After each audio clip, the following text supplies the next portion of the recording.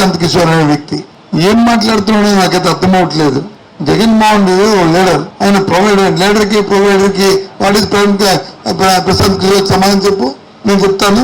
Leader అంటే ఒక ఆలోచనతో దీర్ఘకాలమైన వ్యూహాలతో ఏదైనా ప్రజలకు సంబంధించిన అంశాన్ని దాన్ని ఆలోచన చేసుకుని రిఫార్మ్స్ తీసుకొచ్చి దాన్ని సస్టైన్ చేసేవాడు లీడర్.